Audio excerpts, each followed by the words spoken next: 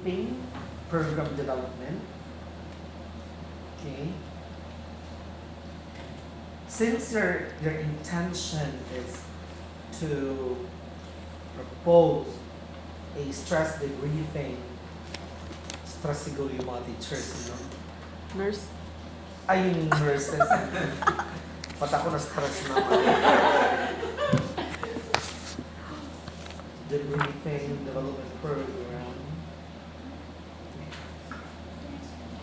Do you think that your gathered data perfectly fit the kind of output you intend to produce?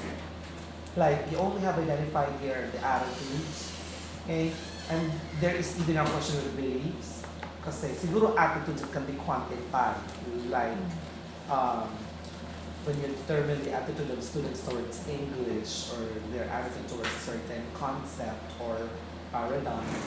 But with regards to belief, or beliefs, okay, figuratively, parang there is a need to reconstruct and deconstruct beliefs so you could quantify it, but as it is, technically, it cannot be quantified unless you will deconstruct belief to something like attitudes or to something like ideas or notions. But belief is belief, okay? It's abstract, okay? And it being abstract, it's Immeasurable. non-quantifiable. So, as I was looking into your questionnaire, kaya hingi ko to, so I could reconcile. Okay, so lagi na lang reconciliation ang nangyayari dito. Okay? Your questionnaire is an adapted, okay, questionnaire from a certain source, depth attitude profile revised. Okay? And technically, there is no mention of belief, but these are all generally accorded to the attitude of nurses. Okay? So, might as well eliminate belief and let's focus and settle with attitudes of nurses instead. Okay? And then, you are also going to extract beliefs in your statement of the problem. So you will say, what is the attitude? As you have it here, what is the attitude of nurses towards caring for the terminally ill patients? Now, based on your questionnaire, you have certain parameters. So these parameters as well deserve to be mentioned in your SOP as they set the demarcations of which particular attitude would you want to measure from and among the manifestations of these attitudes of the nurses. So 2.1, you will have fear of death. Then 2.2, death avoidance, and so on and so forth. Okay?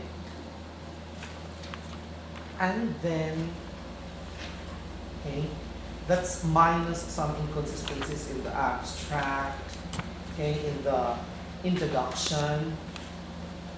Anyways, your advisor is there.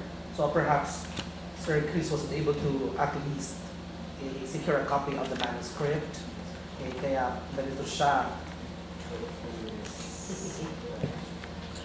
Okay, and then there is a need to revise your theoretical framework, especially on the establishing of theory and how it establishes its anchorage to the study. Okay, and then the conceptual framework.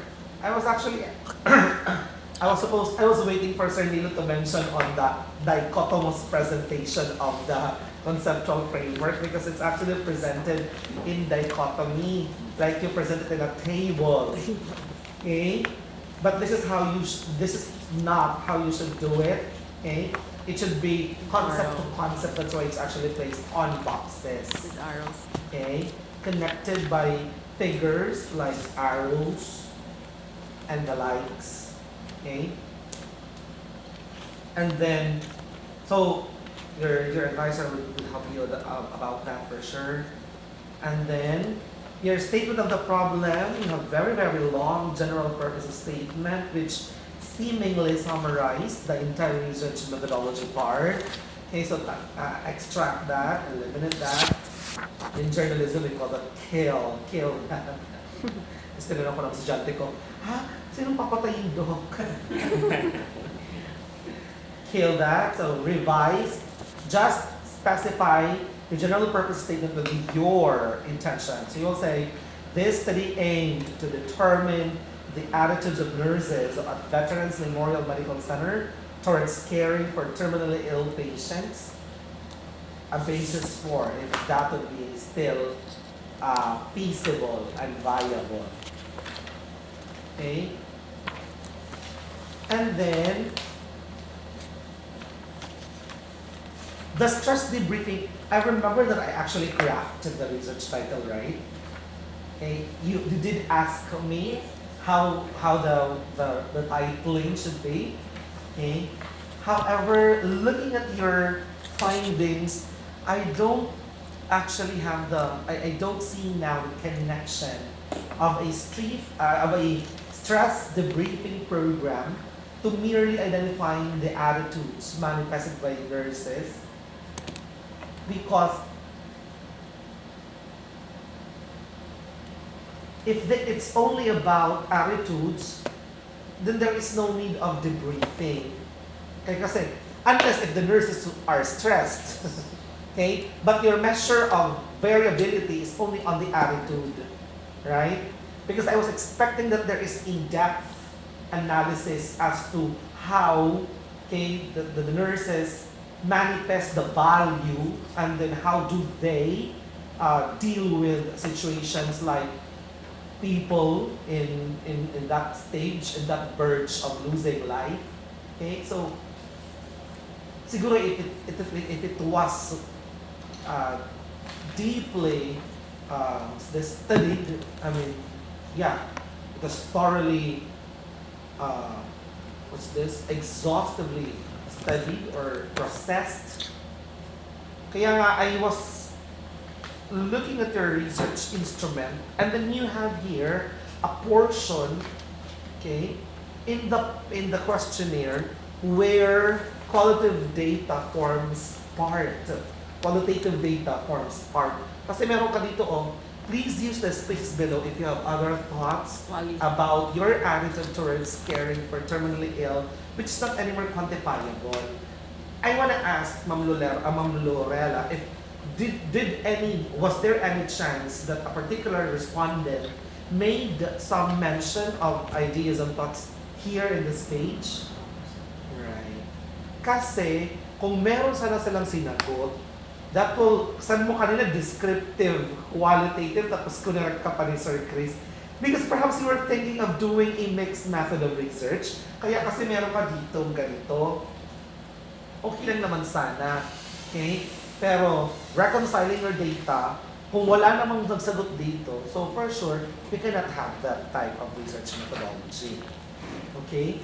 Pero, a stress debriefing development program doesn't fit the kind of research output you should have.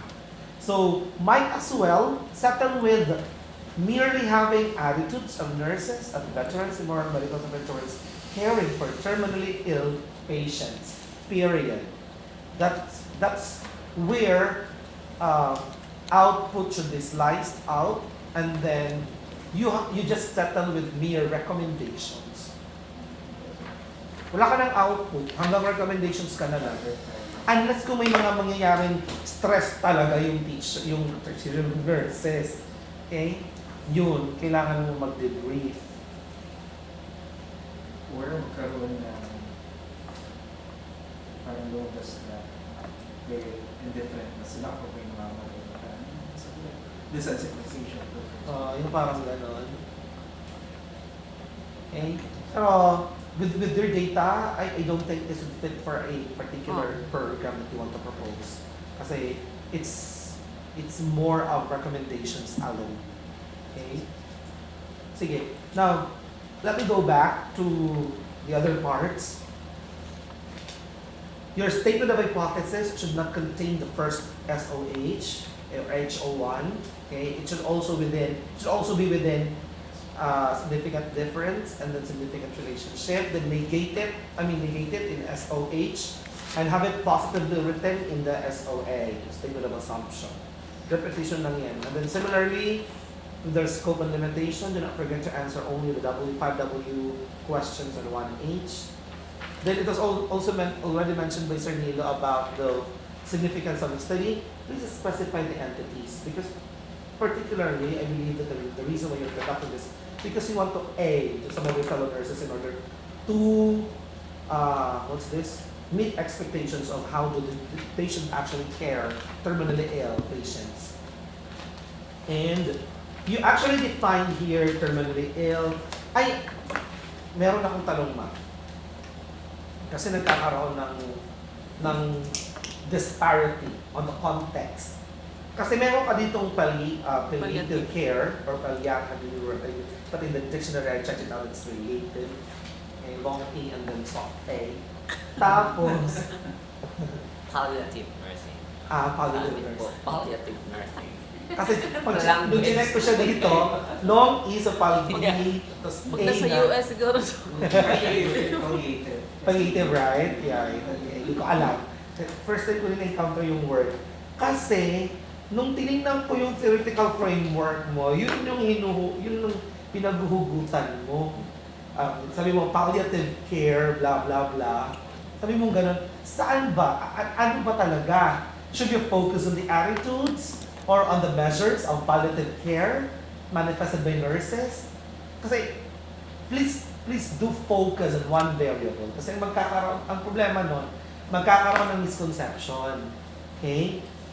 Well, I do not know how do you do palliative care or palliative care, but if it's only attitude, kasi yung data gathering tool mo, attitude ang nakalagay. Okay? So focus on it. Okay? And then, yun minention ni Sir Nilo yung definition of terms. You define terminally ill, but you failed to define it operationally. And you even failed to cite the conceptual definition.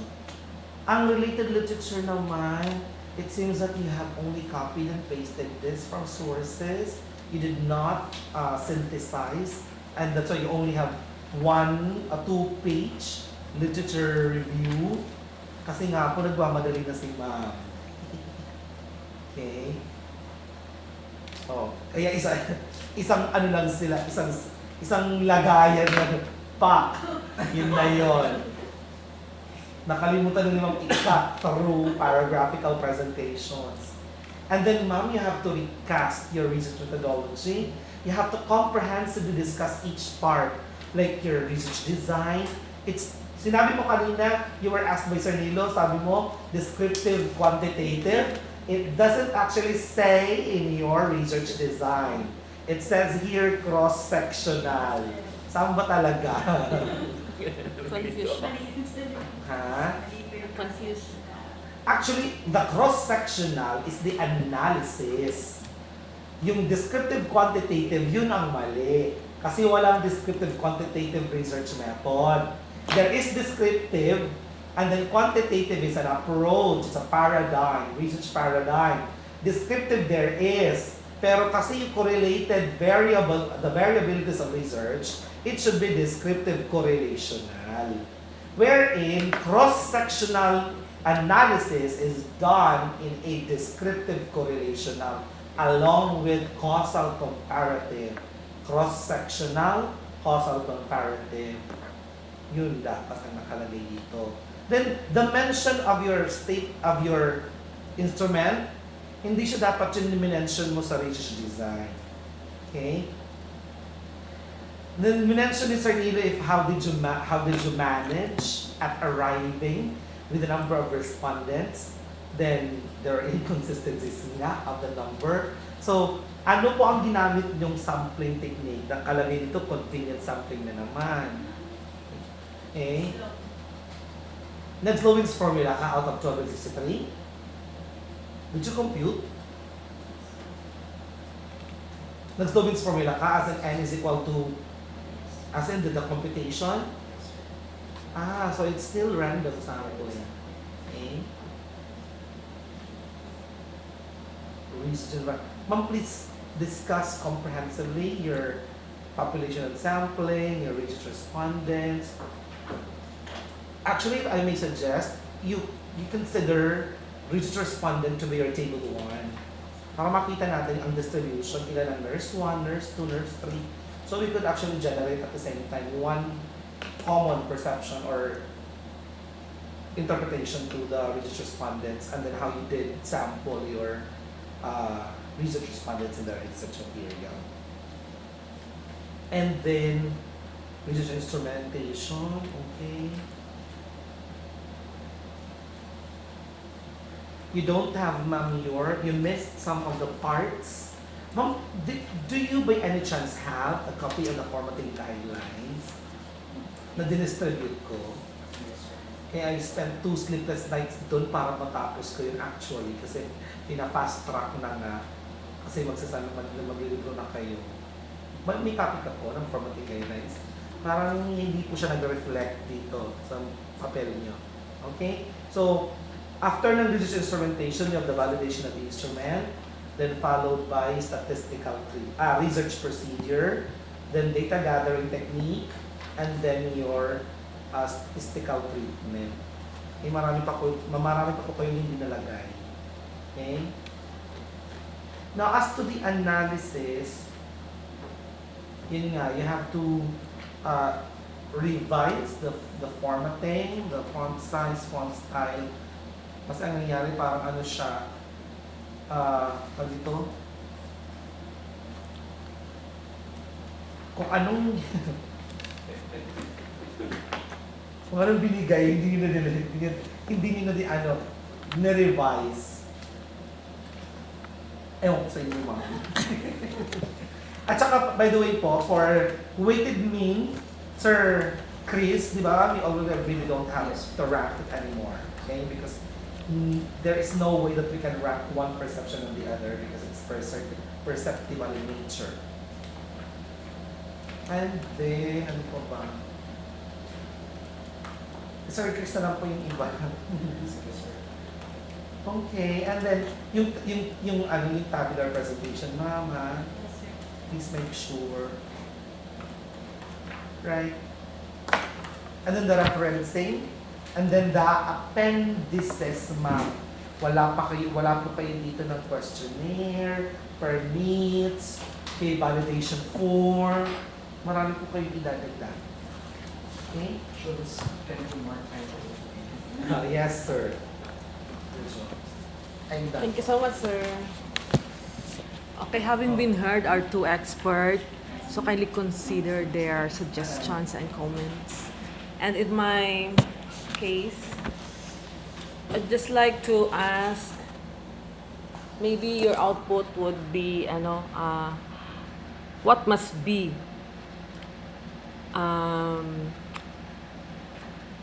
the nurse do to be effective when caring, no? When caring the terminally ill patient.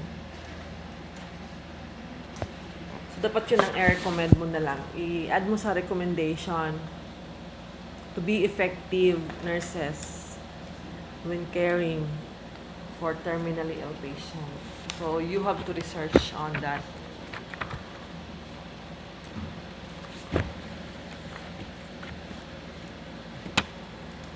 Then, on page 44, maybe nagkamali ka sa labeling.